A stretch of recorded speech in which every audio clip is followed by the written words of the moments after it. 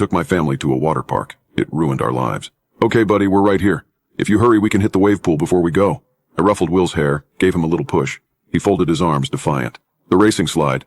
It's the funnest one. Most fun, I corrected. And whatever you say, Willie. He nodded with umph, satisfied, and scurried off. He weaved his way through the molasses of the crowd, splitting families and couples as he homed in on the dilapidated porta-potty. This was one of the few recent attempts Will had dared to use the bathroom all by himself. He was capping a good run, but being out of the house, I kept an eye on the door for any signs of distress. Said it 100 times. I would have noticed anyone coming or going. Maybe 5 seconds I looked away. Was that enough time for him to jump out? And what? Run off in the opposite direction? About 5 minutes after he had gone, I got up. I leaned on a casual arm against the porta-potty, in a whisper shout over the drone of the few hundred happy pool-goers behind me. Buddy, it's me. How's it going in there? There was movement inside, I swear it. I swear it wasn't my imagination, I heard something. I turned and saw my wife, dipping dots in one hand and waving with the other. Can't call it a day at the water park without ice cream. I smiled and wrinkled my nose as a joke. All right, Will, I'm coming in. The door was unlocked. I made an effort to open it as little as possible and slip inside. I did a double take, turned a full 360, checked the neighboring porta-potty and returned. No, he couldn't have. I peered down past the toilet seat. Log-sized turds floated in the septic stew below. Will? I stepped outside and circled the porta-potty. Will? I called again. My wife appeared next to me holding Lila's hand. What happened? Where's Will? She asked. I don't know. He was inside. Lila, did you see him leave at all? My daughter shook her head, thrusting a spoonful of dots into her mouth. You were supposed to be watching him, my wife said. I know. I grabbed the arm of a man nearby.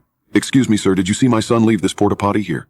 I described Will in detail. He saw the desperation in my eyes, but shook his head. Sorry.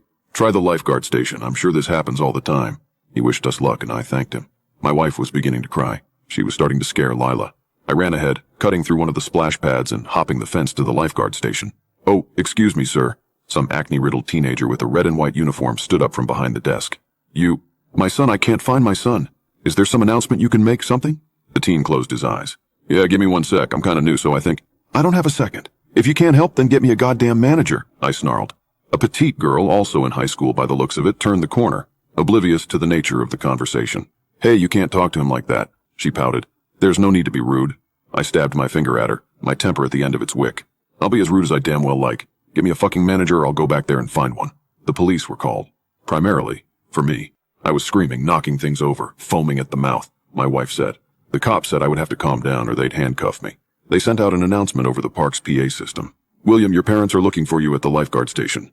If you can find a lifeguard, we can get you back together as soon as possible. Don't worry, the lifeguard manager said. We radioed all our employees. He'll be back in no time at all. As it turns out, Boston found children in. Places like these is fairly common. The problem was Will never turned up. How do you go home after that?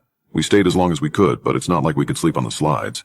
So the same day I left for the water park with my family, we returned, one short. Lila didn't know what was happening. We told her Will had gotten lost and the police were looking for him. She asked why we weren't looking for him. She began to cry. The funny thing about humans is how simultaneously effective and ineffective we are at lying to ourselves. Because a deep part of yourself, something in your core where you know you can trust it, smells the bullshit. And yet we'll take that lie and run, far as we can, until our legs give out, or we crash face first into a wall. After the first day, that piece of me in my core knew I'd never see Will again. But I ran like hell. My lust for closure deflated my marriage like a water balloon with a leak. I was stupid to think I wouldn't get laughed out of the court during custody proceedings. But the one reprieve I had came yesterday. If I couldn't have answers, if I couldn't have my family or my son back, then I'd have some sweet revenge. This last year I'd been leading media campaigns, doing interviews, degrading myself to what I used to frown on and call an activist, all to destroy the water park that took my son. The park was small, got a lot of bad press in the local outlets where most of their customers were. Apparently this wasn't the first incident in the park's history. Far from it actually, having a long list of lawsuits and scandals. But it was the last straw, and eventually they were forced to close. Yesterday was the first day of the demolition. I watched it in person. One-man audience, and it felt good. I was getting ready to leave around midday when a commotion in the site held me. Axe! Grab the axe! The crew was in mayhem, and advantageous to my curiosity, no one was around to stop me hopping the barrier to get a closer look. It's dead. Stop. It's dead. I was too far to see what the men were standing over and crept closer. Fucker, that's a world record. Call someone. Who? The police. Animal control. Call someone, Christ's sake. Where did you find it? In here. We'll go check it. Be careful, too. I felt my way along a bulldozer, close enough now, and stuck my head past the edge. The scene made my knees buckle. I couldn't comprehend what I was looking at. Dead and covered in hacks and slash marks was a python. Never mind a snake. It was the largest animal I'd even seen up close. Long as a school bus, longer even, stretched out. Despite its size, it looked thin. as if it hadn't eaten in weeks. Tell me what happened, one of the construction crew asked a younger member. We was using the machine and clearing the area like you said. Went and knocked over them porta-potties and the dragon came, rearing its head. Out one of them holes beneath. The crew began to buzz, taking pictures of the beast and kicking it. The construction man nodded and called for the worker who had gone to check the hole. Come on out, that's a shithole, nothing to find. But boss. The site fell silent. What is it? There's bones down here. I woke up screaming the next morning. Wandered around the house until I went for the newspaper. After all the pieces were collected, the bones they found belonged to 10 unique skeletons. It was a reticulated python, the invasive one, 26 feet long. Found the humidity of the park nice, and chose a place it wouldn't be found.